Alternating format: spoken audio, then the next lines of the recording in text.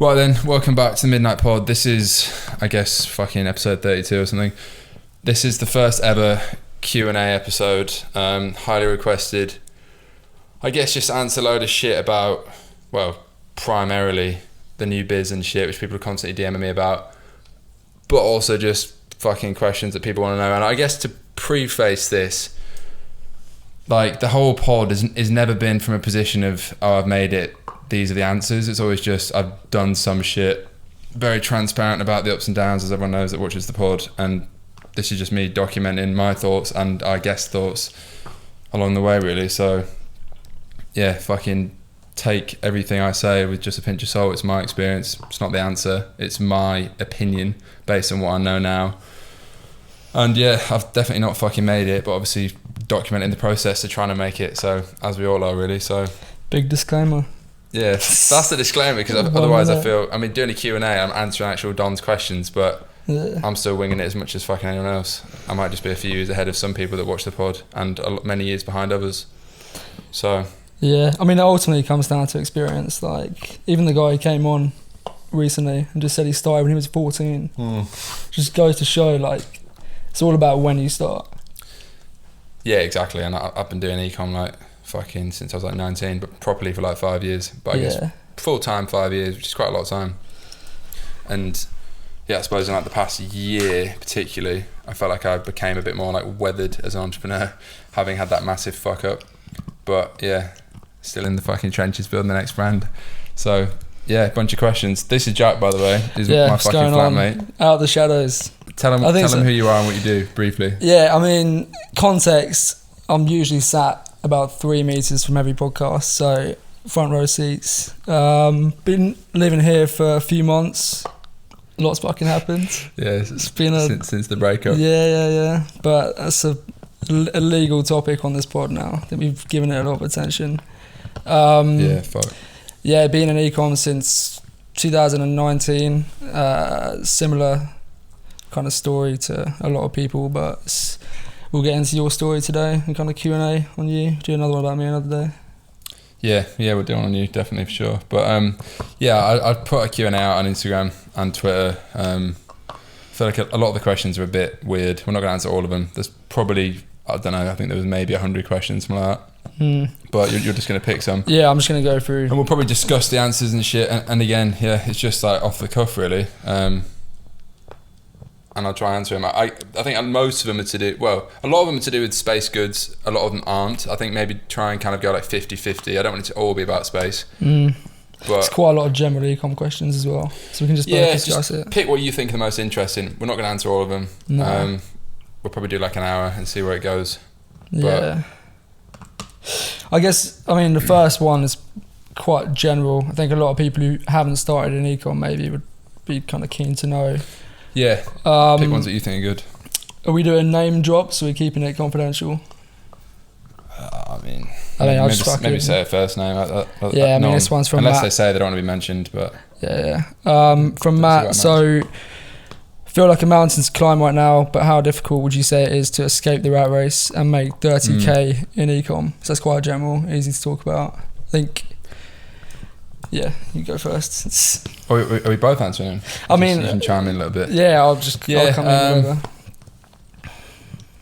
I get DMs about this all the time because people. Well, I guess to be fair, that I think we are a circle of friends, or whatever, and people that are on this podcast are in quite a I certainly feel like a bit of a unique position in the sense that I've had a taste of like success. I've always been in the game. I know a lot of much more successful people, many of which have been on the pod, but I genuinely wouldn't class myself having made it yet. I've definitely had taste of it and a fucking big taste of shit going wrong. But yeah, to escape the matrix, I suppose to ultimately like do your own thing is what he's saying. I find this quite hard to answer because I've always done my own thing. I never got into the matrix. But that was because I was so consciously from the age of like 15 was like, fuck, I want to do my own thing. I knew when I went to uni I wasn't going to finish uni. I just didn't know what I was going to do. Yeah. And then I had an econ brand and go watch episode 27, whatever, that says there's that full story. But I think the headline figure on that for me is I actually think the scariest and like riskiest thing is when people get into, they lose the opportunity to get started young because they get into the wrong crowd, and then they get into a grad scheme or whatever it is, and they build like this normal early 20s, whatever, post-uni life, and then I think it's a lot harder to escape the matrix. Whereas you less so, but still did it, as in because you finished uni. But like, yeah. Barely, but yeah. I suppose to answer the question, I think anyone can do it, but you've got to be willing to fucking be different to everyone else. And that's the hardest part, because if your circle isn't on the same page, which no one is, by the way, when they start, you have to fucking meet people. I remember being in uni, skipping nights out because I was fucking working on Facebook ads. I think that's such a big indicator. I still went out and sent it all the time, but not all the time, but enough. But there was that, I'm the outlier, but I don't want to be like everyone else. Not because they're bad or worse, just because it's different. Yeah, I also think there's a lot of signals that are kind of like, when in the early days, you know if it's the right path for you, because you're willing to sacrifice a lot more than anyone else, and you know if you're in it for the right reasons. If you you're not just thinking, like, because a lot of people now who want to get into it, it's mainly for the money. And you see a lot of people tweet about it. Yeah, they see a finance supercar like I had myself, or someone else. If you're in it just for the money, the reason it won't work is because it gets so hard, and there's a lot of stress that it's gonna be easy to quit. And as cliche as that sounds, that's ultimately what it comes down to. Like, you gotta be passionate about the process, not necessarily the niche. Yeah, like, I honestly think you have to want to escape the matrix, which basically means do your own thing. So bad that you would rather die than not make it work. Like, I think that's the intensity you have to feel. I'm not saying go and kill yourself, it doesn't work. But I genuinely believe that's how intensely I didn't want to get into the matrix, whatever we're calling it. And willing to lose all your money. Yeah, like fucking go watch episode 1. Like, I've fucking lost a shitload of money and been through hell, I think, as an entrepreneur, more than most people, by the way. Yeah. And I'm still fucking doing it because I couldn't do anything else. That entrepreneur debate we were having in the sauna, it's like... What's an entrepreneur? Well, the entrepreneur is when you like the kind of process of scaling and like doing what an entrepreneur would do, but without the risk. So you get these scalers in big corp companies who are sick of what they do, but they don't necessarily like the risk that comes with being an entrepreneur. Yeah, most people don't. Yeah, starting your own business, which is fair enough. Like, you need those people, otherwise how are you going to build a good team? Yeah, but I think the problem is, probably more than entrepreneurs, there's entrepreneurs. Yeah, 100%. And I tweeted about this the other day. It's just like cunts that just speak about shit all the time. And everyone knows them. Oh, mate, yeah. And I know plenty of them. Yeah. And more people are them. Yeah. And like, ultimately comes down to, do you do anything that you say you're going to do? It's like, mate, that's all it comes down to. Don't say you're going to start a business and not do it. There's people that have been saying it for years, and you know that it's never going to work for them because they've been saying it for 5-6 years. Like, when are you going to take the action? And that's what I mean by signals, because if you were really in it for the right reasons, because you love the process, you would have started 5 years ago. Like, when you were saying you were going to start. Yeah, exactly. It's become quite trendy now to want to be an entrepreneur, but like... Yeah, for sure. Yeah, anyway, so I think that kind of answers that one. Yeah. I hope. To be fair, the question was such a tangent. The question was, how difficult is it basically to make 30k? That was the extension of it. Escape the rat race is one. I guess he's saying 30k because that's what he needs per year to replace his job. Yeah, mate, yeah. And I think making that sort of level is not easy, but it's so achievable for a lot of people if you're willing to put your balls on the line and grind. Yeah. And things get exponentially easier, or not easier, but you obviously get exponentially better, and your access to certain things and like obviously grows over time. Like, you could spend 2 years getting to like make your first grand online. I certainly did. And then in the next 3 years you could potentially get to like a few million in revenue and fucking have your dream life. You know, effectively making like 300-400 grand a year online. It's so exponential as well. So yeah, I think the answer is you can definitely do that. If you can't get to the point where you're making 30k, like effectively profit is what he's saying, in like 2-3 years, then you're probably doing something wrong, in my opinion. I think the best route to go, because I always thought I was late to the party when I started, because I was on 2019. I always thought wish I was around in 2017 when dropshipping, like when you kind of got into it. That was around that time, and like, you know, scaling 800k months. But I feel like there's been not investing any of it in Ethereum though, because I fucking didn't know anything. Yeah, coulda, woulda.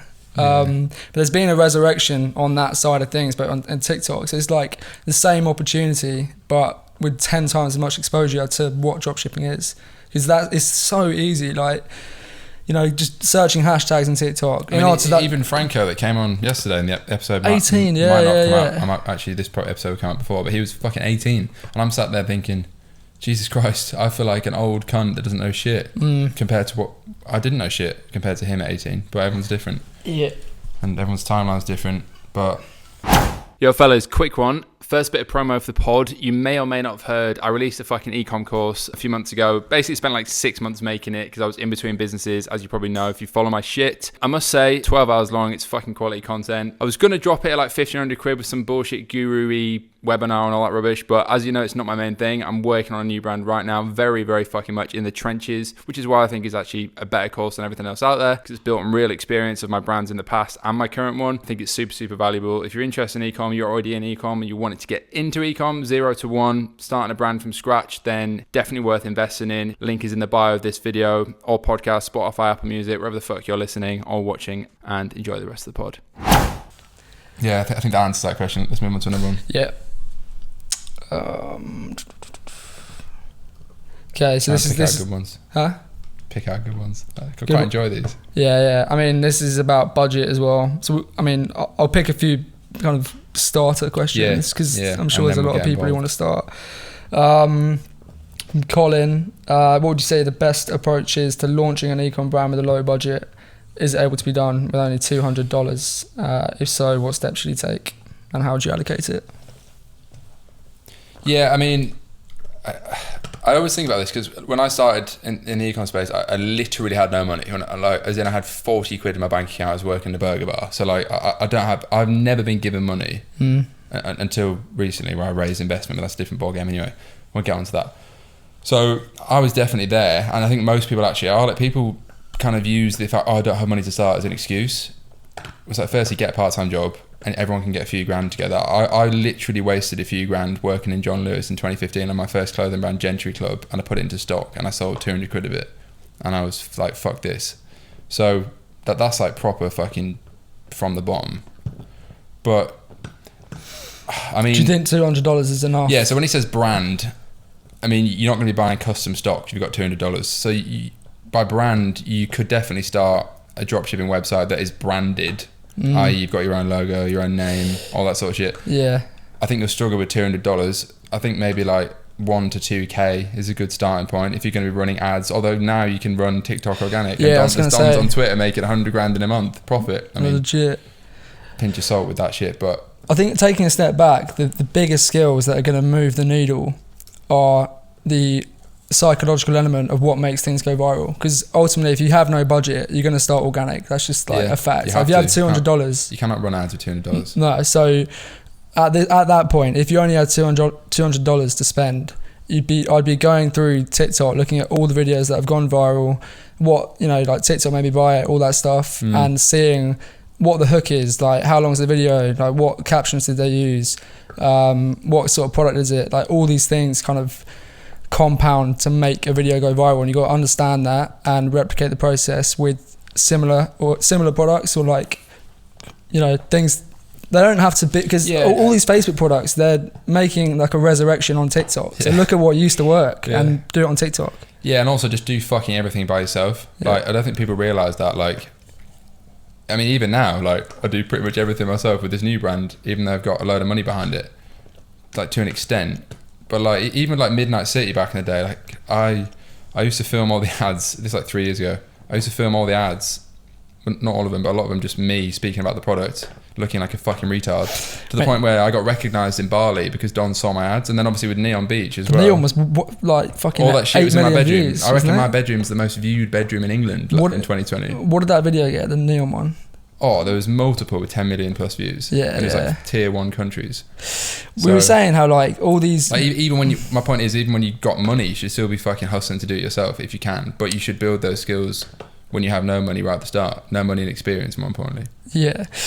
people overlook as well how many skills actually required at the start to kind of, or how many you need to know, because ultimately you have to be a jack of all trades at the start. You're going to outsource everything. You got to know the content creation, how to schedule an ad if you're not doing organic, how to make a converting website. It matters less when you're drop shipping, because it's like you get the impulse buyers who would buy from a drop shipping store, or the kind of the people. I think like a point on that actually, just like more broadly, is like you're not going to make any online business work if you're not a fucking smart cunt, like basically. Like you have to have a level of just like hustle and wits about you to be good at anything. Like, but I think the competition and standard is so low, especially like culturally these days. Like dons just, I'm probably get cancelled for saying this, but like most dons just don't do much. They literally just watch TV and after they go to work or they go to uni or school, whatever it is. Like if you're just even learning from YouTube videos, I think you're in the top like 5% of people in terms of like potential hustle or ability. Yeah. I can't, the amount of hours I spent just watching YouTube videos, watching like courses and shit. Yeah. Back at uni, I was doing that instead of the course. Yeah, that's like the first Facebook step. Groups as well, like back in the so day. Accessible. I learned all that shit. Even this pod, mate, like honestly, the value from this pod. If some cunt can't watch all 32 episodes and learn something, then the problem is you. Yeah. So yeah, there's so much free shit out there. Like there's literally shit from fucking people that are way better than anyone we've had in this, well, certainly way better than me, for free. Like so much shit. So yeah, should we wrap that question up? Start organic, basically. Yeah. Okay, how do you stay productive? What does an average day look like for Mathusius? I added that bit. Yeah, I mean, I guess my days have been fairly similar over the past few years, probably for a lot of entrepreneurs in general, and specifically like e-com entrepreneurs. I think the first point, how do you stay productive? I'm definitely not productive all the time. Like I go through phases. I think the one guiding thing that's always, for like literally like the past 5 years, that has guided my day is a list. The Power List, which I got from Andy Frisella, MFCEO podcast, best podcast ever. If you want to get into entrepreneurship, go listen to every 365 episodes. It's basically just writing the 5 things you need to do tomorrow to move the fucking needle in your life, and you write it the night before, and I still do that today. So that guides the entire day. You don't always get it all done, but it might be literally as simple as buy a domain, register a Shopify account, and I don't know, fucking find a product to launch with. Like, and even now I'll have a list. Like, what was on the list today? I don't know. I think one of the things on the list was confirm who is running TikTok organic for launch, because I was like toying between 3 guys on Twitter. And talk about Triple S. Yeah, so that's what guides my day. I suppose Triple S. We won't say like just basic. I think the thing about Triple S, which is a program we kind of made upset, but it's more the mental and physical side that contributes to like just being an all-round killer. Do you know what I mean? Like I think routine is the most important thing. I suppose, what does an average day look like? I mean, genuinely, I get up at like 8. I used to get up earlier. I probably do like deep work from like 8 to like 1. I fucking eat lunch. I don't eat breakfast. I eat lunch, fucking walk the dog in the afternoon now. Then I do a bit more work. Then I go to the gym at like 4. Usually that's like 2 hours. Then I come back, eat dinner, and then like do like creative shit in the evening. I mean, I don't really do anything. We don't really do anything other than, it's certainly Monday to Friday. Like I don't watch TV or anything like that. Nah. I just never have. I actually don't care. Like it's not even I'm trying to be a hustler. I don't enjoy it compared to working on shit. And our TV is fucking small. Yeah. I think finding your flow is definitely, because ours is similar but different at the same time. Like I go to bed a bit later. You go to bed a bit earlier. Get up earlier. It's like I just find that works for me. So it's not like a cookie cutter thing. What you find? Another question just on that for you. What are you finding it hard to do shit now, because obviously you're waiting for product? How much have you got to do? The past 6 months were fucking weird, and it's been pretty much bang on 6 months since I left the whole Neon Beach Midnight City Wayflyer setup behind, and I went solo again, and I literally from scratch was like, I need to build a business. And then I spent the past 5-6 months working on that alongside the pod and shit, which is like casual. And I was like, fuck yeah, I don't really have that much to do. But then it kind of, you literally don't really when you're starting something. Like it's not really a full-time thing until you have customers. And then in the past like month, I've suddenly felt like I got busy because products on the way, I've been shooting loads of content and shit. And then when it's like when it rains, it pours. Yeah, 100%. And now for the next probably fucking 5 years, I'll be busy as shit again, which I like. At least you've had more attention to detail on branding and shit, which ultimately I think is going to like separate you from every other brand that's doing anything remotely similar, because that's like your source. I think generally like branding is such a important thing. Like there's so many shit. The COVID boom when you had all these drop shippers coming to the scene like this, like we were saying earlier, they're dropping off now. We can get onto that, I reckon. The question, but yeah, did I even answer the question? I suppose I think the power list and having some sort of routine is great, and you have to make your own routine when you do your own shit, and that's the biggest difference to having a job or being in uni or being at school or whatever it is. It's like if you don't do it, no one will do it. And if you don't get up and do something, nothing will happen in your life. Yeah, facts. Like, period. It doesn't exist. Obviously, when you got a job, you're kind of told what to do to an extent. Yeah. So I think they're the headline. I think I'll add a question that's not even on here, but it's something that I used to think about. Well, it's something I used to do but found hard, because obviously you'd be occupied with a full-time job, let's say, or at uni or whatever, and you only have a certain amount of time in the day to exert your efforts into ecom or making something. How would you allocate your time to like make an ecom biz work? For the first question, for example, when he's in the rat race. I think it's as simple as like most people finish work by what? I'm probably home by 7 p.m. Like 6, probably most people. Just got to do it. You don't go to bed till at least 10. Most people. Like just stop watching TV. Stop watching Netflix. Like, I know it sounds cliche, but like if you want to fucking move the needle, like you don't do that stuff. People spend hours scrolling through social media. Just even if it's as simple as like promising yourself, I will dedicate an hour per day, which you can get a fucking lot done in an hour per day, by the way. Just put your phone away.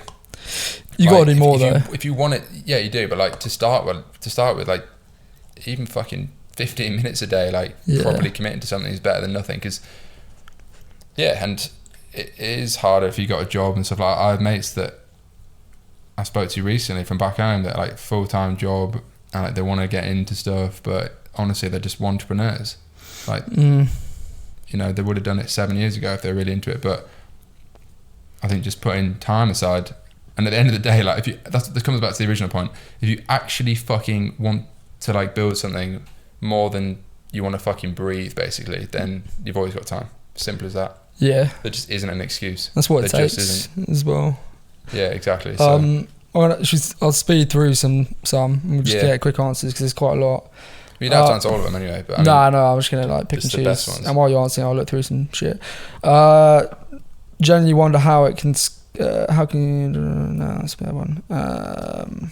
So going from idea to product in hand, like the product development side, and then you've had a lot of kind of experience, especially with this brand. Like So what's the question? The question is kind of there in terms of like talk about going from idea to product. Like what's the process? Going from for physical product development. Yeah, I mean, specifically for space. I've got a lot of experience in that now, I suppose.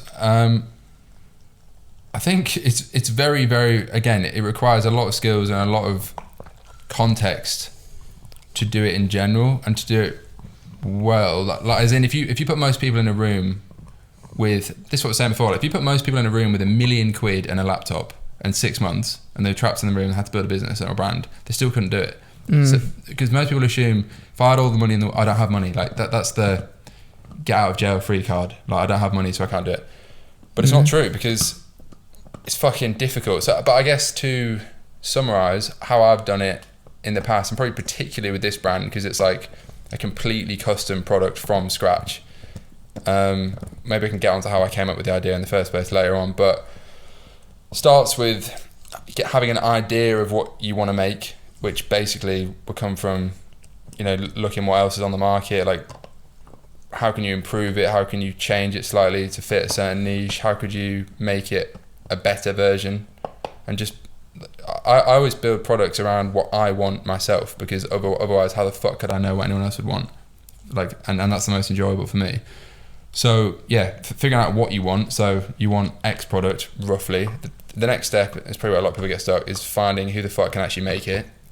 So whether that's a UK manufacturer, like it is in my case, China, Alibaba, Google whatever. it as well. So Google fucking, I don't know, shoe manufacturer Europe, and go through 100 listings and email 50 of them.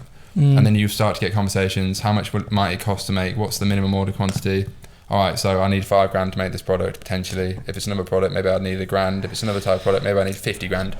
So like just get an idea of what you could do, and then from there, ultimately, it comes down to how the market reacts as well. I reckon it's like if you get a sample, you can make content with it. So it just makes everything so much easier. Get a sample, like.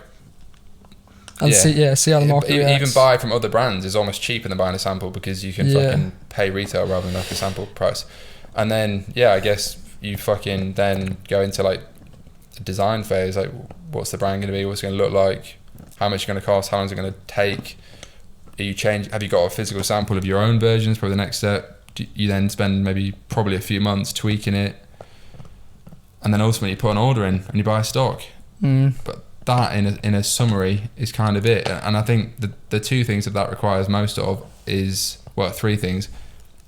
It's an awareness of what you want to do, then it's a knowledge of how to do it, and then it's ultimately capital to fucking make it happen. So yeah, that's how you do it. That's how I've done it. Okay, when Space Kids coming out? I think that's a big question everyone's wondering. Yeah, probably in like 2 weeks. I'm literally waiting on everything is done pretty much now. I reckon I could have done quite a decent amount of revenue just organically pre-ordering it. I didn't want to do that, because I made that mistake in the past with Midnight City, and stock didn't land 2 months later, and Trustpilot got fucked. I'm looking at, I think, Monday the 9th of April. Look, I literally spoke to the supplier today. Is that Monday the 9th? It's around then. So 9th of April-ish. So about 2 and a bit weeks. So like 2 weeks on Monday. Cool. I think. Right, next question. Fucking hell, this might be the most knowledge ever dropped on a pod. Next question. Many people start brands. Few scale to 7-8. Oh, I read this one. It's quite deep. Yeah, few scale to 7-8 figs. What separates your group of mates? Yeah, that's a good question. I mean, it is a good question, but again, like, just to preface that, like, I've scaled to 7 figures with a brand. I'm with dropshipping. I scaled to 8 figures with a brand and then fucked it, which I was very public about, probably more than anyone has ever been. And obviously, and I'm very, very, very confident I can scale this next brand to at least 8 figures, but it comes from experience. But I guess, to bring it back, I think, it's easy to forget that a lot of people try and start ecom brands and literally don't get anywhere with it. It's probably most people, to be honest. I think a few things. I think base level of like potential skill, plus like actually being a fucking doer, which is very, very rare, and plus like years of actually fucking trying shit, which certainly for me has been the case. I've literally been doing this like 7 years, been doing it full time for 5 years, which is mad. And then on top of that, probably the most important factor is, because he's like alluding to like a group of mates, you end up building a group of mates, because if you have certain success and certain experience and certain qualifications in the game, you then attract other people that also have that, and then that's probably when it becomes most powerful, is that you end up compounding each other's success or level of performance, because the group, you're all doing it. Like, yeah, it is fucking unique. Like, literally got like all my mates are running 7 or 8 figure businesses in their 20s. Like, literally, like minimum multi 7 figures. I mean, I didn't know you like how long ago when Fred introduced you. Like 2 years ago, maybe. Yeah, 2 years. But it's genuinely like law of attraction, because common interests are what bring people together in the first place. Yeah. And then when you get to a level which takes like, the 7-8 figure mark doesn't necessarily come in the first year, and more often than not, it doesn't come in the first year. It's like third, like there's a lot of compounding, and then 2-3 we say a lot. It's like when it rains, it pours, and all the nuts and bolts and shit that you've been putting together for years, to like all these iterations, whether it's logistics or product development, everything, it all comes together, and then everything just fucking works. And that's when, and it's commitment, because you got to put in a shit ton of effort to get there. So I think what separates, our group as well, like we're fucking committed, and that's like probably the biggest part. And then the skill level as well is. Well, yeah, you become the average of the 5 people you hang around with, and like again, it's a fucking cliche, but it's literally the most true thing in the world. And then people hear that and they're like, okay, well, fine, but none of my mates or my people around me are into entrepreneurship or whatever. It ultimately comes down to find new mates. Not that you should sack off your old mates, because I have loads of mates that aren't entrepreneurs. Well, not loads, but like good day one mates from back home and shit. And they'll always be my mates. But yeah, I think you need to put yourself in a position to meet those people. And that in itself is like, takes balls and takes hustle. Like I've said a billion times, I literally got an economy ticket to Singapore when I was 20 or 21 and went to this event, and I credit that event. It was a shit event really in hindsight, but the people I met there, like the content of it was just fucking meme spec. But and taking a step back though, I met loads of people, like and then some of them are my best mates now, and they literally had the butterfly effect. I wouldn't have met Fred three and a bit years ago if I didn't go to that event and met that one person there that I then met someone else from, who then recommended I go and meet Fred. Yeah, for example, so now everyone follows Fred. Your friends aren't going to make you rich though. Like I think that's the biggest thing. It's all well and good finding people who are in the same space for your own sanity, because your life becomes ecom when you're in the scene. So having other people to bounce off is sick, but you have to put the commitment in yourself. And I think the basic way to go, you have to do something yourself in the lonely trenches first, which for me was dropshipping back in the day, and building a brand at uni with my one mate at the time, Ollie, that was interested, who's now running Saw. And then if you like, ultimately you attract similar people, but also, like we were saying on a previous pod, you have to put some content, you have to put yourself out there a little bit, whether that's just going to an event or whatever it is. Like, you're not going to meet like-minded people that are on the same page just in the pub statistically. So I think that answers the question. But ultimately it comes down to, you got to be fucking like at least decent at what you do, and that comes by putting in the graft initially. Like, you're not going to meet people that are at high level, inverted commas, if you've not done anything, basically. So yeah, agreed. This is quite interesting because it's a metric that kind of goes beyond the beginning level of starting an e-com brand. What's your returning customer rate goal for Space Goods? Because it's a fucking good metric to build. I was very intentional in terms of what I wanted to do when I came out of the previous 2 brands. I literally sat down for like 2 months, not like 2 months flat.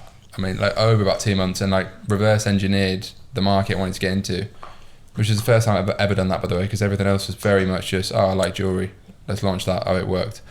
I like neon signs, there's probably an opportunity here. This time I was a bit more engineered and calculated, and the key thing for me was I wanted a massive product margin, like 80% plus, which you get in this product and genuinely supplements. I wanted a consumable, which I'd never done before, because subscription, LTV, etc. And I wanted something that was fairly, compared to other shit, not that crowded yet, because it was a market that's kind of surfacing now, especially the way I'm positioning it. It's very new. So returning customer rate, Christ, I'm not really sure, but the whole like metric comes down to, in terms of like guys like Jimmy from Hairburst as well that I spoke to about it, who had a consumable brand, is like CAC to LTV ratio basically, or LTV to CAC, whichever fucking way you put it around. If someone's going to spend £30 a month, say, roughly 300 quid a year, then you can spend 150 quid potentially to acquire them, or even 200 quid if you've got an 8% product margin. Not necessarily on the front end, because if they're paying monthly and shit, but that's basically the key metric. So returning customer rate, I guess they're saying how many people come back. Obviously the goal is not for them just to come back, is for them to subscribe indefinitely, basically. That's like the key goal with any subscription brand, I think. Like, for example, with Huel, which is like probably £1 billion company at this point. Was it like 80% plus or some shit? I think I heard that somewhere. I'm not sure, but like I've been buying Huel since literally like 5 years ago. Not every month, but I think I must have spent 1,000 quid on Huel in the past like year, 18 months. Yeah, and I haven't cancelled it because I take it every day. Yeah, the amount of subscriptions I have that I forget about and just can't be asked to cancel. So yeah, I suppose like, what's the returning customer? I hope that off the top of my head, like at least 50% of people that try it would want to subscribe to it. I don't know if that's a realistic number, but ultimately, like the headline metric is LTV to CAC, which I don't know how high that would be, but at least like 2 to 3 plus to be probably viable for scaling. Yeah. Nice. But it's my first time in the consumable space, so yeah. From who I've spoken to as well, in terms of like when you're going for exit and what metrics are considered good, 30% is a pretty good benchmark. Anything above is like obviously exceeding the benchmark. Okay. What mindset hurdles have you had to tackle building the biz, and how did you do it? That's very relevant. Yeah, I mean, I'd say that I like splitting things into 3. Like, I feel like the first mindset hurdles for me were when I was first getting started and I hadn't done anything, and I literally was working in a burger bar while running Facebook ads on my lunch break. Like, and it's not a sob story, because fucking most people start like that, but that's literally how I started. So that was the first mindset thing. No one else around me is doing it. I've never seen anyone be successful, but I want to do this shit. So that's the first thing, like broadly, which is probably most relatable to most people. I think the next mindset thing was when I was like 22, when I started making like big money drop shipping. Which is quite fucking young, to be fair, like doing the revenue I was doing. Doing like 500 grand a month, probably average. How old were you? Like 22. Back in the barley days. What was the mindset? When was 800k a month? That was November 2018. So 23 would have just turned. Yeah, that's big numbers, to be fair. That was 3 plus shipping days. Yeah. Classic. So I guess what was the mindset then? The mindset hurdle, I mean, there's probably loads of things. I was trying to split it into like tangible categories. I think then I actually went through a mindset of like, oh fuck, like this drop shipping is working so well, but it feels like easy money, and I wanted to build a brand. So I started building brands, Dusk clothing brand and like Gentry Club and shit, way before I got into drop shipping. I just got into drop shipping because I needed to make cash, and it fucking worked, and I built the base skills, and Facebook was cheap. So the mindset then, when I stopped drop shipping like the end of 2018 and was like, let's go cold turkey. I've made like a few hundred grand in the bank. This is great. I want to build a brand again. So that was kind of probably one notable hurdle. I think the biggest hurdle was fucking last year when Neon Beach went bankrupt. Like, as everyone fucking knows, like, yeah, like I was literally suicidal about that for about 6 months. It was absolutely hell on earth for me. I think that like January, I mean, the primary period was like November 2020 to March 2021, when I basically got bailed out by fucking fund at Wayflyer. What was the light at the end of the tunnel at that time? Because obviously nothing could have gone worse in your head, because everything was just crashing down. I genuinely think, other than like family or personal health issues, which unfortunately I haven't had in like the past year, I don't think it could have got much worse as a young entrepreneur. Like, so what was the light at the end of the tunnel that got you through that? Then like the hurdle, especially that being such a big part of your life. There wasn't much light at the end of the tunnel for a long time. I mean, like the first thing was, I have to someone's got to put 7 figures into this situation to fix it. So that was a 4 month focus, making that happen, which ultimately did happen. I learned a fuckload, dealing with like lawyers and shit. I basically had like crippling anxiety 18 hours a day, and no one around me knew what was going on. Yeah, so that was the first thing. And then there was a bit of pressure off when ultimately I basically became an employee in my own business with 20% equity, and yeah, I was like, fuck, like this is like comfy now, but I'm now not doing at all what I wanted to do, which is build my own thing and get really rich doing it. What was that phase like of being in the? Was it 6 months? 6 months, from March to September 2021, and then I literally got offered, do I want to stay on and get a bit of equity in this group that they're building, and a big fat salary, which by the way would have been like 1% top, like 1% money, whatever. And 99% of people would be like, that's a fucking amazing opportunity, to take it. But I guess the light at the end of the tunnel was, it would be such a great story if I go through all that shit and then I go on to build an actual monster brand, which is always what I've wanted to do. I've just never done it yet, because I've never been consistent enough. So yeah, maybe knowing you could overcome the situation and so that's build why I've been so else. gassed, like finally getting this thing to light in like the past month. So I don't think people realise like the mental hole I was actually in when all my creation died previously. Like, literally hell. Like, I don't know. That changed me as a person, to be honest.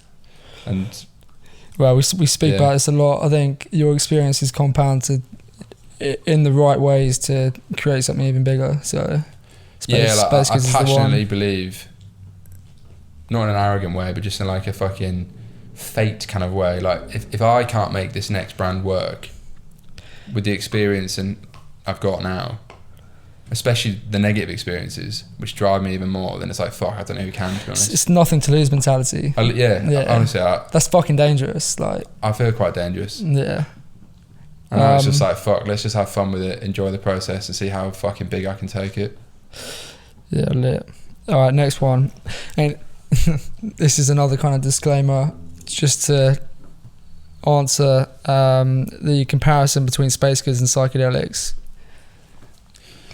Yeah, so this has been an interesting point. So the whole like $1 billion brand idea, right, is that I believe, I mean, it's happening already all over the world. Like the legalization of psychedelics, like they were legal back in the 60s, that's why it's called like the Renaissance, is happening again.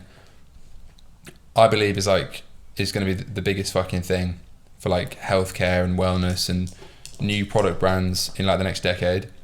And I keep saying it because it's easy to understand, but it's like, I think it's 10 to 15 years behind CBD in the sense that cannabis used to be seen as super, I've never really been into weed and shit, but like cannabis used to be seen as, you know, like some loser in his mum's basement would smoke it. And now you have, and obviously it's not the exact same as CBD, but you now have middle-aged fucking women that will take CBD drops, getting into their Range Rover Evoque, taking their kids to private school.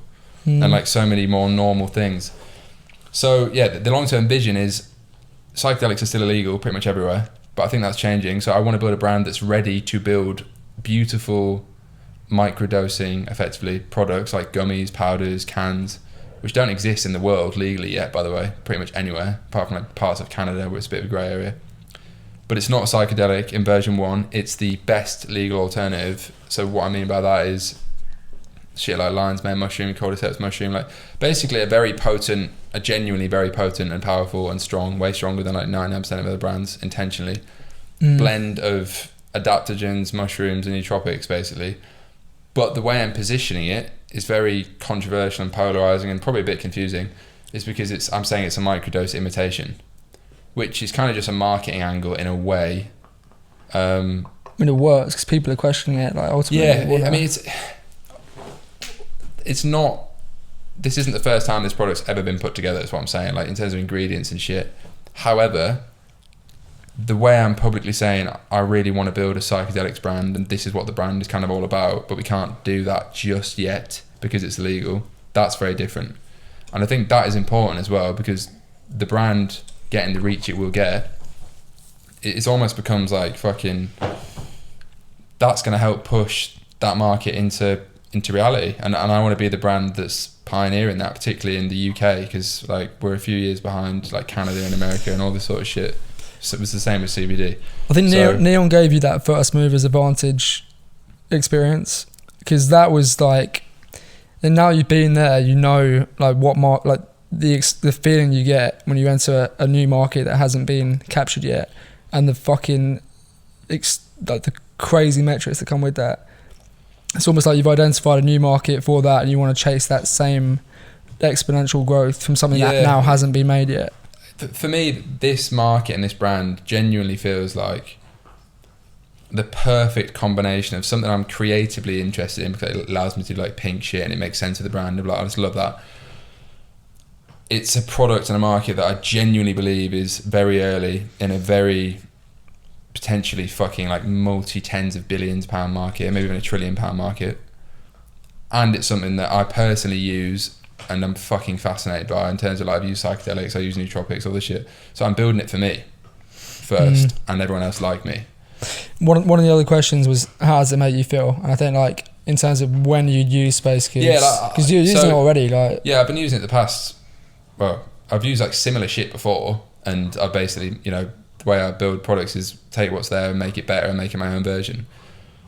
But like literally I ran out of some like 2 days ago and I was just having coffee and it definitely feels different. I mean, the 3 primary things with the first product, Rainbow Dust version 1, is focus, calm, and energy, really. So without the crash. Without the crash, yeah. Take it once a day and feel those things, really. I mean, it is different to just having a coffee. There is caffeine in the product. Some people don't like the fact there's caffeine in the product. But again, like I said, I'm building it for me. I personally think having caffeine in the product makes it overall a better product. But it's ultimately a work mode product. Like, that's where I was starting. Like, I think there's 3 primary categories I'd like to get into in the next like 2 years, and they are the focus / like create category, like get your head down, deep work, make shit happen. Sleep, I think, is a massive one.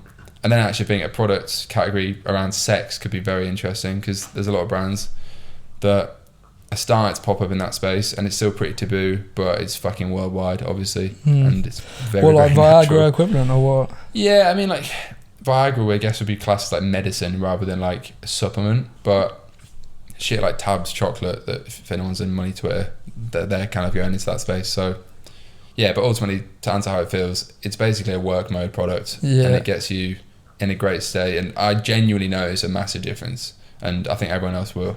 So cool. That's cool, what it's cool, all cool. about to start with. Little switch up. How important is creativity as an entrepreneur, and how do you cultivate your own creativity? To be honest, like I started in this whole entrepreneurship thing. I'm definitely more of a creative naturally than I am a business person, but I'm also very good at being I reckon I'm very competent at a lot of things, which I think you have to be, as anyone is that runs a brand, like we said before. But I definitely think where I'm better than most people, like, and even they would probably say it themselves, like better than most of my mates that have, by the way, made more money than me, a lot of them, is just like the whole branding and marketing side and ideas. So I think particularly with this new brand, like I've just really fucking just gone balls deep with like the whole branding thing, and it feels like the culmination of all the other shit I've done, and I'm kind of just having fun with it, to be honest. And I've stopped even calling myself, like in my Instagram bio, an e-com entrepreneur, because it's not about just e-com. Like, I've changed it to like designer and entrepreneur, whatever, but that is actually how I feel. So I guess I'm very creative, probably more than most entrepreneurs, I guess, like design wise. How do you cultivate it? I mean, how do you cultivate it? Fucking take rainbow dust. Like, no, honestly though, like I think cultivate creativity, because I'll go through phases where it's like writer's block or whatever, it's where I almost, literally have no ideas. Whereas in the past month, I think I've had more ideas than I've ever had in my fucking life. I think one thing on that though, when you notice, when you look back, like if you're on Shopify, what's that time machine thing? You look at your old sites that you used to make, and like even Neon Beach 2 years ago, it's not that long. It was honestly a pile of shit. Like, and you must have thought at the time it was good. Like I did. Yeah, like it's crazy to see how that just proves that experience and like just context in doing certain things a lot, and your creative eye. You like tune your eye over time by seeing so many competitors. Like the D2C space is very like pastel colours and all that stuff. Like you just see that and emulate it in your own practices, I guess. One interesting thing that we were discussing, I found out for the first time that we both wanted to be film directors when we were younger, and it's like I think that part, like in terms of being creative, it's I'd say it's quite, for me and you, I'd say it's a pretty natural thing that started when we were young, and then now it feels like we're making a live movie to the world. Yeah, so true. I think most like e-com, specifically like entrepreneurs, to get started, it usually comes from a place of like artistic or creative passion. I know like Fred started Sanucci, he wouldn't mind me saying, because he was really into like hip hop music. He wasn't even into business, he just fucking loved hip hop, and then that was his outlet. And for me, like, I like used to design logos. That was literally it. Like, that was the one in two. And then I was like, oh fuck, what could I do with this logo? Oh wow, I could actually make my own brand. Fuck. And that's the passion for the process, which makes it impossible to quit, because you love. Exactly. So rather much. than being like, I want to make money. Like you see it all the time, and like I've seen it recently. Like you'll get some don that's like a bit older and they're fucking trained as an accountant, or like maybe they're a high paid lawyer, and now they want to start a brand, and they're fucking clueless because they have no creative baseline from where it comes from. And it's all very forced. And I mean, a lot of those people, by the way, build great businesses because they've come at it from a slightly more experienced way. But I think the majority of people that watch this, especially younger people when they're getting started, it usually stems from a creative interest. But how to cultivate it for me, like in terms of getting in like the zone and shit, I think just fucking, I listen to a lot of music, I watch a lot of shit, I like pink lights, like everything just helps me get in that space. And for me, basically everything in my life that I enjoy comes from like wanting to make shit feel like a movie. Yeah, 100%. That really is it. Yeah. So cool. Find your own flow. I mean, there's fucking loads of questions. Yeah, there is quite a lot. Who are your mentors or people you follow? Not fucking. I'll let you answer, but I don't think I would ever say until like maybe the past few months that I would have, even now, but like we'll get onto that. I never had a mentor beforehand. Like my mentor was just fucking YouTube. Yeah, as it is for everyone. Yeah, 100%. Like, Don's always say, like, especially like American cunts, like, who's your mentor and shit. Like, what do you mean? Like, walk down the street, meet a billionaire. Like, why would he mentor me? Yeah. See, I think it's a very fluffy word, like the same as like entrepreneur. Like everyone likes to overuse it and say, "Who's your mentor?" I think our mentors are mates, just purely based on the high level conversations that we have and enjoy, and can bounce off each other, and then that in itself just helps us all to grow together. And I think it's why. Yeah, I mean, mentor wise, as you say, YouTube. Yeah, never really had one. Like, follow certain people, which everyone fucking has access to. Like, I'd obsessively follow the founders of big brands, even ones that didn't have a personal brand. I'd literally find out. I'd go on Company's House and find out who the fuck owned certain brands. Yeah. Like Jimmy actually being one of them. Like, I followed him for 3 years. He's been on the pod. I guess more recently, like, I wouldn't even say I have a mentor now, but like, some of my angel investors in the new business are kind of a bit more formally mentoring me. Alex Packham being one of them, who sold his business Content Cow, who was on episode 23. So I guess like that's kind of like a more formal thing. And then there's a few guys that we both kind of speak to that I guess are more informally kind of mentoring, but they enjoy the conversations. Yeah, it's they're people that you meet through an opportunity for them as well. Like potential investment is generally the opportunity for them. Yeah. There's a big difference between paid mentorship and like mentorship that you've just earned through being their mate first kind of thing. Because that you learn a lot from someone with experience, and I think a lot of new starters who want to get in the space quickly will feel like they have to pay someone a lot of money to get this secret like recipe for making something work, and you just got to take it step by step, and you're almost better off grinding with that trenches mentality first, and you will find yourself in the right circles and whatnot because you've done the hustle that's got you to that place. And then once you get to that point of right, something's fucking working, I can talk about it with other people who are doing similar, so you like bounce off of them, and then you naturally meet people who've had more experience than you and you learn from them, and that's essentially they're your mentors. It's like the natural flow. It's just a ladder, isn't it? Yeah, legit. There's always people below you, so to speak, and like experience, wealth, connections, whatever it is, and there's always people above you. Yeah. And you genuinely have access to people maybe a few years above you, and that comes through building shit and putting yourself out there. Because like even through this pod, I've met some mad connections, like that are potential investors and kind of mentors in a way. But if I hadn't put myself out there and spoke about the experiences I had, I wouldn't have been, like qualified to even meet them in the first place. So. Yeah.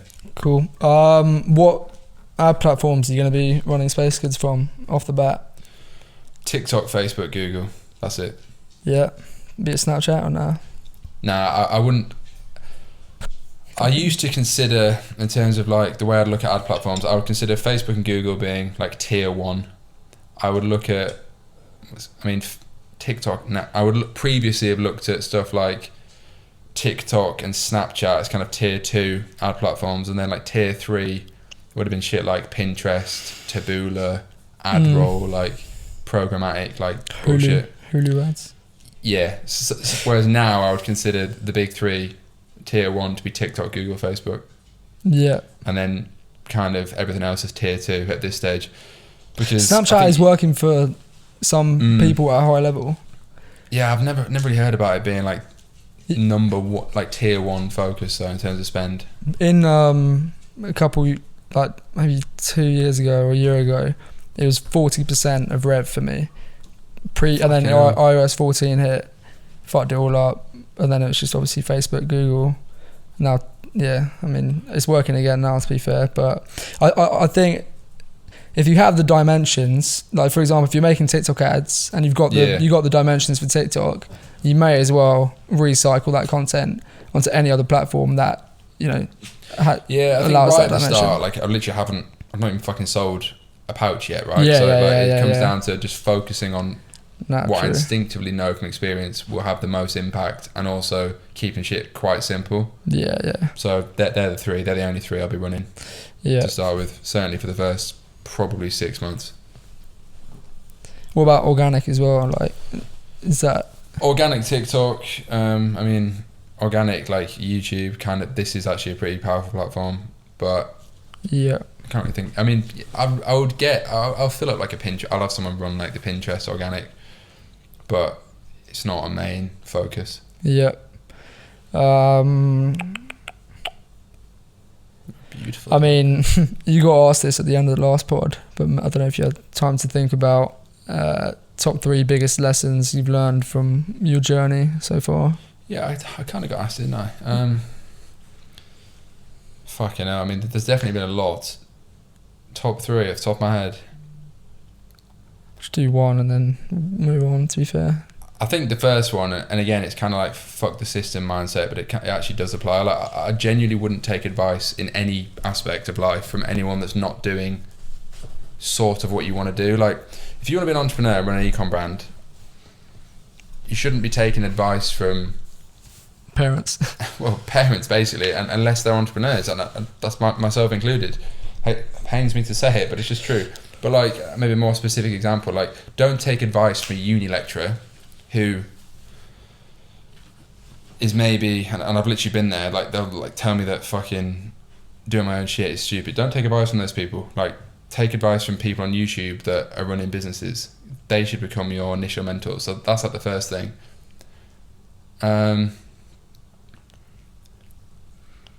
I think secondly, it kind of covers like girls and like social scene and like people, which is probably a big one that no one speaks about enough. Don't change who you know you are deep down to satisfy certain social crowds or situations.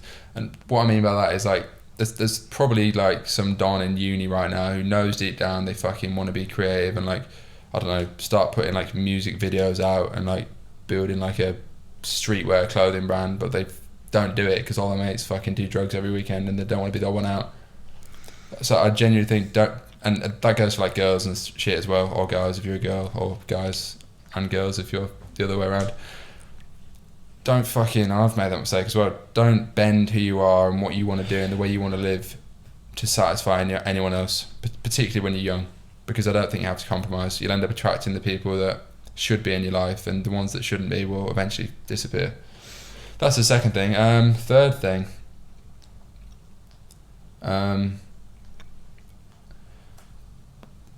just fucking get something done every day. 1% effects. Yeah, like honestly, like even when, and I've had some fucking dark times, particularly in the past year, but I would always just get up and get something done. Because if you keep chipping away, something will happen. Mm-hmm. Like people don't realise the power of like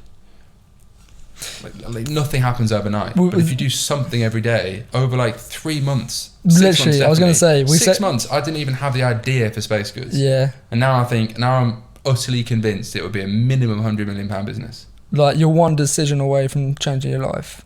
Yeah. Like, it's deep, but it's true. So they're probably the three. I think they're pretty good ones, off the top of my head. Yeah, sweet. So we got a guy, this is more of a case study. So yeah, there's a few of those. Guy's been working pretty hard for the last 2-3 years, hit 30k dropshipping slippers in summer 21, results died, wants to travel the world, all that shit, on the verge of taking a minimum wage job, and he's going to be miserable, etc. Actionable advice to avoid that situation. And what, because he's been dropshipping for 2 years? Yeah, he said he tried to replicate the dropshipping slippers or whatever, and it hasn't worked for him, and now he's on the verge of taking the job route. So yeah, I think there's probably a lot of people like that, and they would jump to the conclusion that it's like survivorship bias or whatever from anyone on this podcast that makes it work or whatever. It's difficult to put myself in that position, but I think I think the most important thing, when ultimately it comes down to a lack of financial resource, means he has to do something he doesn't necessarily want to do. But even with the lack of money, you can always put yourself in certain situations which, for example, like even getting a minimum wage job, fucking go and give a CV to 100 ad agencies and just say, I'll fucking like make coffee for you if you let me just listen in on something. Like, that's better than making burgers in McDonald's. You know what I mean? If you're gonna get a job, make it relevant, kind of thing. If you really want to get into e-com. I think actually the better way to put that is, there's the resource that everyone always has, which most people don't use, is like hustle and time. And it's like kind of like Gary Vee spec, but it's fucking true. And like, I guess the way I used that when I like had zero money and was first getting started was, I would fucking spend all my free time joining Facebook groups, learning about Facebook ads. Like, that's free to do. Do you know what I mean? So I suppose use what you have abundantly, which is hustle and time. That's the first thing, because if you don't have money, you can't spend money on things, and you might have to get a shit job. If you are getting a shit job or have to get a job or do what you don't want to do, at least do what you don't want to do in an environment which potentially has opportunity. Because like, yeah, like there is opportunity everywhere if you can prove that you're like hardworking and you'll hustle and shit. I think the third thing is, why am I putting everything into threes? I think being more specific, this guy sold slippers, 30k, didn't work. I'm assuming he's run out of money. So if he's run out of money, it's going to be hard to suddenly start a new business. So that's why I'm treating it this way. I'm saying slippers and at least be pragmatic and make the best of a shit situation, if that's what's going to happen, by putting yourself in a room or place, which you can do through hustle, which is free, by the way, that you might be able to get something out of it. And then I think at the end of the day, though, it comes down to, ultimately, if you've been doing something for years and you can't make it work, something is wrong with either your approach or lack of skills or something. Do you know what I mean? You're not going to be a professional footballer if by my age you're not in an academy. Do you know what I mean? Like, I honestly think like TikTok organic is a gold mine for people who actually just want to get started. Like for this guy specifically. Yeah, I think make content as well. That's something I wish I'd done more when I was younger. I know again, Gary Vee says this shit, but he's actually fucking right. Just filming on a phone, whether it's an iPhone 4 or an iPhone 13, and just sharing who you are, just gives you so much potential leverage in a lot of situations. Whether that's giving out a CV, I don't know, trying to meet people that potentially you could get like a part-time job with or work experience with. So start building your personal profile, and obviously if you don't have any experience or you haven't got any achievements, so to speak, yet, that might just be what you're interested in, what you want to do, and just being honest about your situation. Because like, even with this podcast, look at the impact that's had, like on a small niche scale.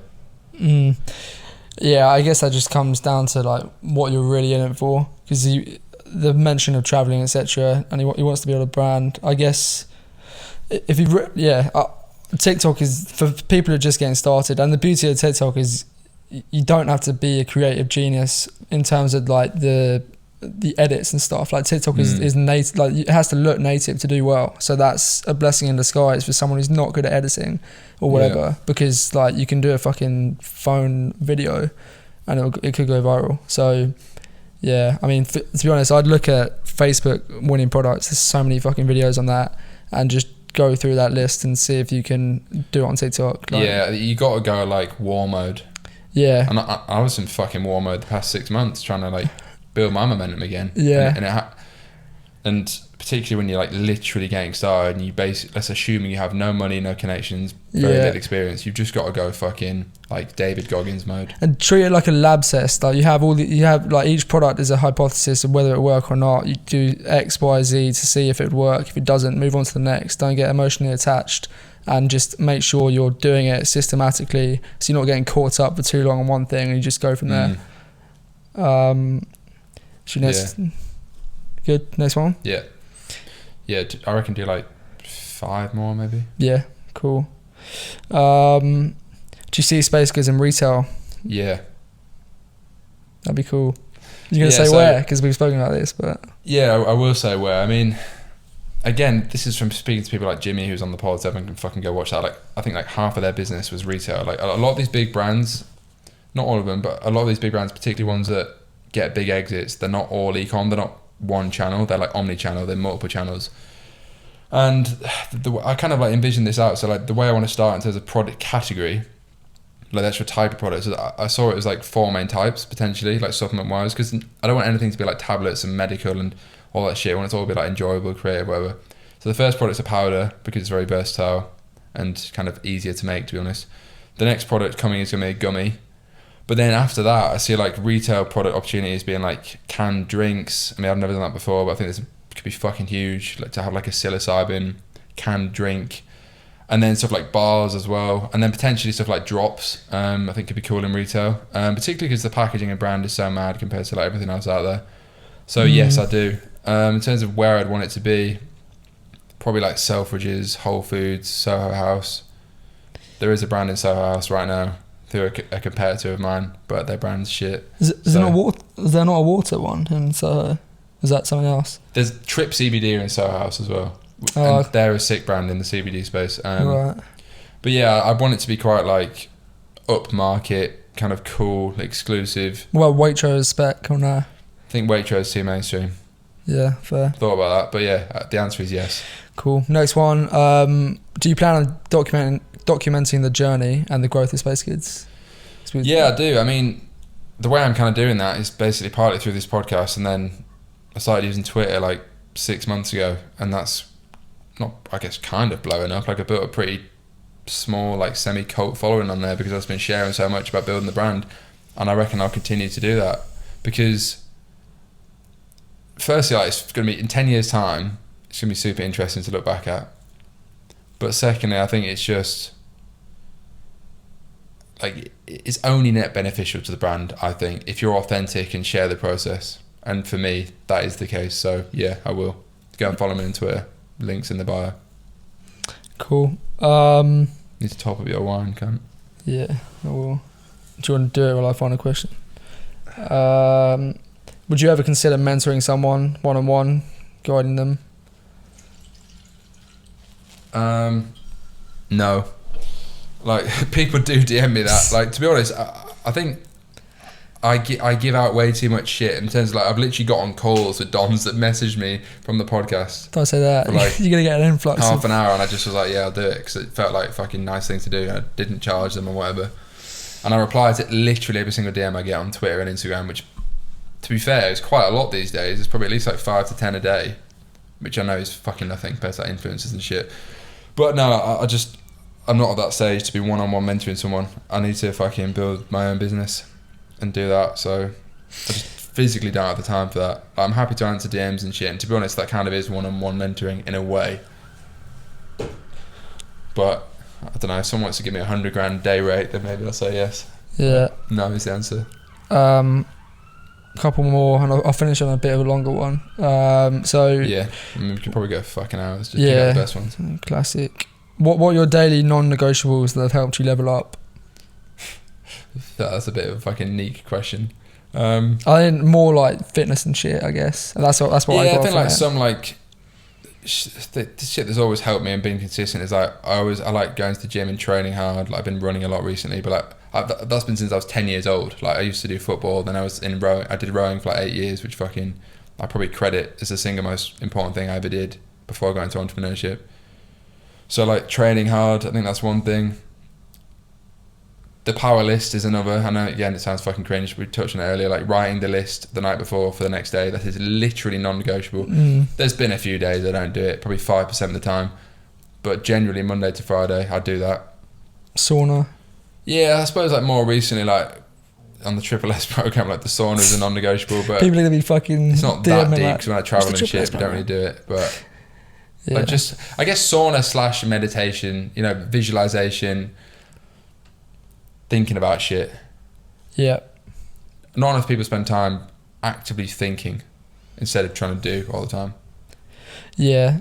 And it's so powerful. It's funny, like just like, deciding what you actually fucking want. Yeah, and most of the times it fucking social life, comes fitness, to life. money, whatever. Yeah, it does. Legit, like So they're the things.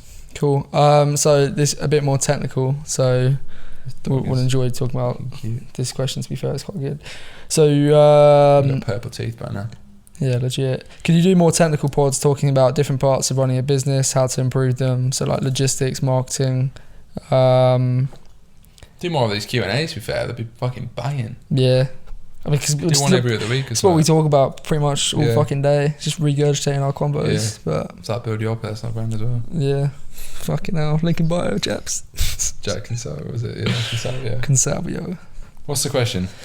Yeah, so just like the different parts of running a business and how to improve them. So that's just logistics and marketing as two. But isn't the question just do more pods on those things? No, I mean, yeah, but we can tell. What's he actually asking? He's just saying, can you do more technical parts talking about it? But why don't we just talk about that? Like the actual technical parts of running a business, so logistics, marketing, how... Yeah, all right. So this might be my like borderline autism, but I've always, and it's the way I split it up in my ecom course as well. I've always thought of an ecom business, or just a business, but I guess an ecom business, this is literally how I structure my Google Drive, and always has been for like 5 years. So I don't know how you do this shit, but I think of it as 5 categories. The first one is product/brand, which to be honest is the biggest one. It's basically what is it. Second one is marketing, so how do you get it in front of people that might want to buy it. Third is logistics, so how do you make it real and make it move to customers. That's probably like the most complicated one. And the other two are like smaller but as important. The other one's customer service, so how do you fucking keep everyone happy, which isn't always the case. And the fourth one is admin, so like accounting, fucking tax bullshit. So that's literally the way I view a business.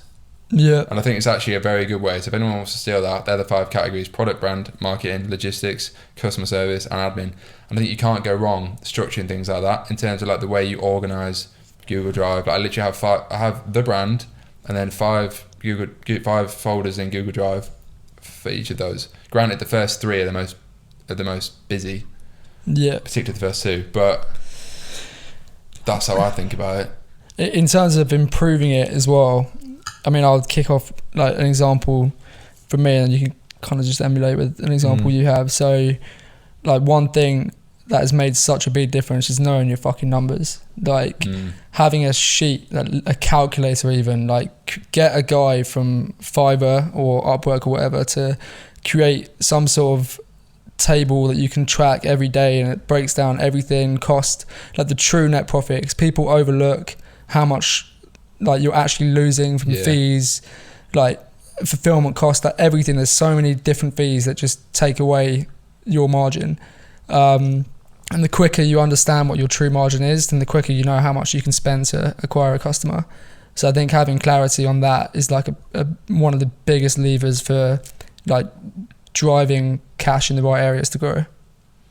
Yeah, I agree. Customer service wise, like what did you find? You have like a fucking army of fellows. I mean, I'm not the one that asked about customer service because I went very fucking wrong. Yeah, but that's kind of a good example because like you must have had a shit ton of customer service to deal with. Like how, I guess, gorgeous. Yeah, it was like 500 tickets a day at one point. Yeah, that's mad. I mean, to be fair, one thing I'm trying to get better at, it's probably not as relevant to like most people listening to the pod, is like trying to like fucking think by working on the business instead of in the business, because I love working on the creative parts of the business, and then I'll be like, fuck, like would Elon Musk be doing this right now? Like flippantly, like what would a billionaire do? What would the billionaire superhero version of me do? And I tweeted about that the other day, but like so that's kind of a technical part I'm trying to work on, like, which again is less relevant to like beginners and shit, but how can I start thinking like, you know, fucking billionaire business owner, like in terms of like removing myself from doing everything or like doing a lot of things still, and actually like put shit in place, like systems in place.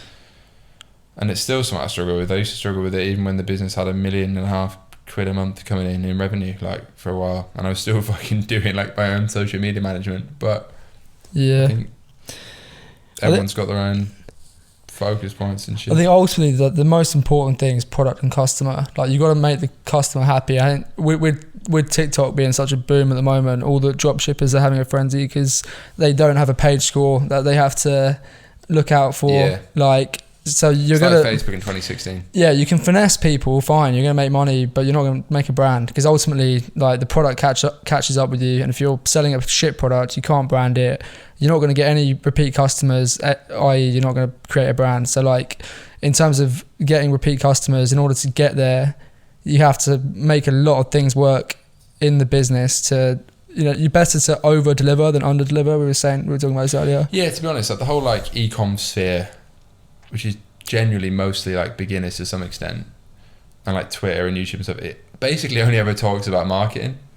Yeah, no one actually talks about like literally marketing. No one even talks about product. Yeah, like fucking people 3 talk assets. about how you can spend this and get this back. No one fucking talks about the more important categories, which the number one most important thing is the product. That is a fucking fact. Yeah, you can hide from that for a few months on dropshipping or whatever, which I've done in the past, by the way. Let's elaborate on product because I think that's like newness and shit. Because that was huge for me as well, and it's going to be huge for Space Goods. I think like, the biggest thing I learned actually from doing Midnight to like 5 million in revenue, I think I got it to over 2.5 years, so decent amount, and then Neon, which is slightly different, but I never got right with those brands was the newness, and that's what I'm trying to get right with this one. But like, people just love new shit. If you haven't got a flow of new products, and like you have to think like 3 to 6 months ahead with that shit, which is why it's fucking hard. And most people never even get to the point where they're running a brand for long enough to even do that. Yeah. So yeah, I think product's super important. Like, no one really talks about like logistics, i.e. like fucking getting stock through customs and shit, and like shipping it to people. And basically, people only ever talk about marketing, is what I'm saying. Yeah. So think about marketing as a way to get a great thing out to the right people, but it's not going to help long term if you haven't got a good thing. And I've learned that the hard way as well.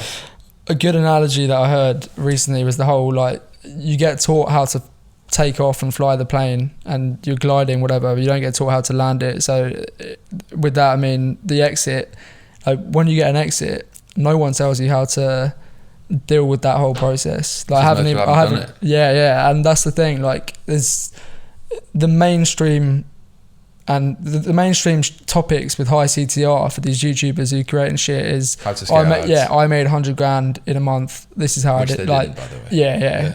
This is the fucking ad strategy that I use. Whatever. But yeah, maybe, I mean, we'll probably for another pod in terms of the tech. Do like 2 more questions because we're supposed to wrap up. Fucking go out like. What's the time? Got to get out of it. Would you still build Space Goods if you knew you would never make any serious money with it? No. I'll tell you why. Because, and I'm honest enough to say that, it's the perfect combination. I'm genuinely passionate about it creatively. I love doing wavy shit. But if I could never make any serious money with it, then I would never be able to achieve my goal of getting filthy rich and being able to do like helpful things in the world. So... however, though, having said that, I'd rather build Space Goods and hypothetically get to a net worth of 5 million quid than build a tampon brand and become a billionaire. Yeah. But if I could never make any money, like beyond where I'm at now, doing Space Goods, then I wouldn't do it, no. Because, to quickly touch on a point, I think too many people in this society, because it's become like full of champagne socialists, so to speak, and like the whole social media culture has become very left, I think, which is just nothing wrong with that, but like a lot of people saying shit that they don't actually have any context or experience or anything to back up, i.e. people basically saying like money doesn't matter and like, oh, rich people are like fucking evil and shit. So no, the only way to have an impact on anything in the world, like broadly speaking, to have a bigger impact on any area that you care about, is by having access to resources, which genuinely means capital, which means making money. So like, if you want your business to fucking plant a tree for every t-shirt that someone buys, if 100 million people buy t-shirts, you're planting more trees. Yeah. But also on like a personal level, if you build a lot of personal wealth, then you can have more impact than someone that doesn't have a large amount of personal wealth on shit you care about if you allocate it correctly. So yeah, my view is that it's a good thing to get rich. I've always thought that. And strangely, I think people that often actually come from money but then don't have to build anything, like hate on rich people and shit, hate on people building something, because for some odd reason like wealth is now considered a bad thing. when actually like someone like Elon Musk, easy example, obviously like I think the richest man in the world or whatever now, technically, he's had a way fucking bigger, way more positive impact on the earth than probably anyone right now, certainly in the past decade. If you look at the amount, like the net amount of people that have had a positive, employees, like people that drive Teslas, whatever. So yeah, anyway, that's just a side point. It's not a bad thing to get rich. I think it shouldn't be the only priority, but it's definitely a realistic element in life, and it's a good thing. Cool. Last question. It's kind of like, well, so 3 favourite brands right now that you don't know. Fuck. Yeah. 3 favourite brands. Are you I inspired? feel like I'm going to say like obvious ones, but like shit I actually use. Yeah. It's easy to say your competitors like that you get inspired My 3 from. favourite brands. I mean, Apple's got to be in there. Because I think it's... everyone fucking says that, but like I use their shit all the time. I think they've managed to stay cool even though they're mad scale. Whereas, don't want to fucking shit talk, but I think brands like Gymshark have become like a bit cringe now they've got a bit bigger. Whereas Apple are fucking obviously 100 times bigger than that, maybe even 1,000 times bigger, and I still think they're cool. I think though with Gymshark, especially like as an example, it came up in conversation last week, so I just thought I'd drop it in. Yeah. Well, actually, I'm not even going to go off a tangent. We'll just fucking... Can get cancelled. What, 3 favourite brands? I mean, Apple's one of them. Fuck, I'm not actually... I don't actually follow that many brands, you know. I think 2J's is cool in terms of jewellery. I mean, I can't say Fred's brand because you just said it can't be my friend, but I looked at them in the jewellery space. They kind of cropped out of nowhere, and I thought their content was really sick. So that's another one. What's that? There's a website that does top 10 landing pages. I think Pangaea is cool as well, by the way. Yeah, they're good. I've actually never bought their shit. I just looked at them as like they're a pretty new brand. They're like cool, but also have like a moral purpose, which is like reducing waste and shit. So I think those 3 good examples. I think as an extension to that question, because I know you have mood boards and Pinterest and you have Spotify playlists and shit. Like you do have these things that kind of build your... I get massive inspiration from bands and music, massively. Like the whole aesthetic thing. Like you have a Space Goods Spotify playlist, don't you? Yeah. So it's like, that's what I mean. Like where's the inspo for those? That so music? The 3 bands that have like aesthetically and musically are like artists, and I'm very eclectic, by the way. I listen to loads of shit, but definitely the 1975. I've always been obsessed with their aesthetic. I would love to do a fucking collaboration. Secondly, a band called The Midnight, which do like fucking... I think it's only one guy actually. They do all the synthwave shit. And then what other band? Probably. Did you get that from Midnight City? Did you take that from them? No, I didn't actually. Someone else asked me that. I might have done. I don't know. I've always liked the word midnight. And then Laney is another band, which had like... They did like the fucking breakup song that I was obsessed with for a while and shit. But yeah, I've always just been into that like aesthetic, like pop, rock, synth. And Pinterest, all your mood boards and shit, is that similar vibe, like just 80s? Yeah, I mean, it's not even necessarily 80s. It's like...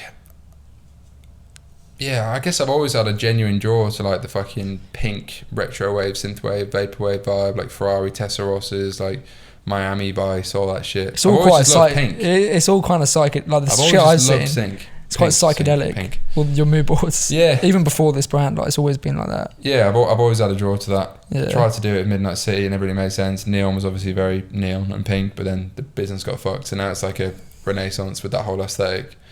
And obviously like the shoot I did the other day was like, yeah, literally just from my brain, and it's like an 80s movie, and it's fucking beautiful in my opinion. So nice. Wrap it. Yeah, I mean, there's probably loads of other questions. I reckon it'd be quite good to do Q&A like maybe once a month or every 2 weeks or something, because it answers more specific shit rather than just getting guests on, and it's obviously easier to do Q&As because you don't have to get guests on. Like no spec. Yeah, exactly. But hope that was useful. It's like nearly an hour and a half already. If you're watching the pod, subscribe, recommend it to a friend, all that good shit. And we'll probably do an episode with you at some point. Yeah, come out of the shadows at some point. Yeah, exactly. Right, cheers for watching. See you in the next one.